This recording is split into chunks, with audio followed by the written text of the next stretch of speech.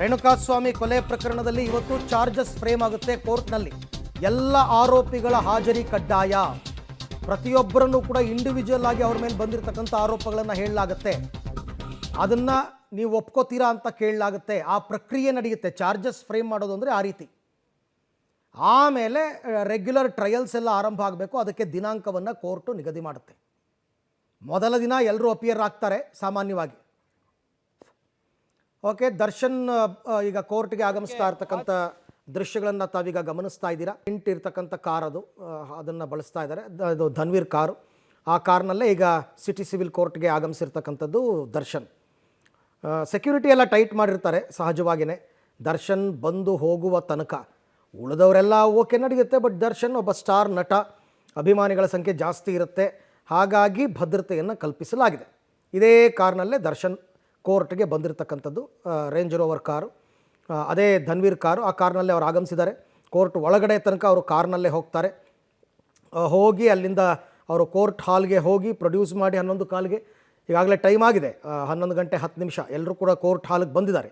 11:15 ವೇಳೆಗೆ ಕಲಾಪ ಆರಂಭ ಆಗ್ತಾ ಇದ್ದ ಹಾಗೆಯೇ ಪ್ರತಿಯೊಬ್ಬರನ್ನು ಇಂಡಿವಿಜುವಲ್ ಆಗಿ ಚಾರ್ಜಸ್ ಫ್ರೇಮ್ ಮಾಡಲಾಗುತ್ತೆ. ನಿಮ್ಮ ಮೇಲೆ ಇಂಥ ಸೆಕ್ಷನ್ಸ್ ಆರೋಪಗಳನ್ನು ಹಾಕಿದ್ದಾರೆ, ಕೊಲೆ ಆರೋಪ ಇದೆ, ಕೊಲೆ ಯತ್ನ ಆರೋಪ ಇದೆ, ಅಪಹರಣ ಕಿಡ್ನ್ಯಾಪ್ ಆರೋಪ ಇದೆ, ಹೀಗೆ ಹೇಳ್ತಾರೆ.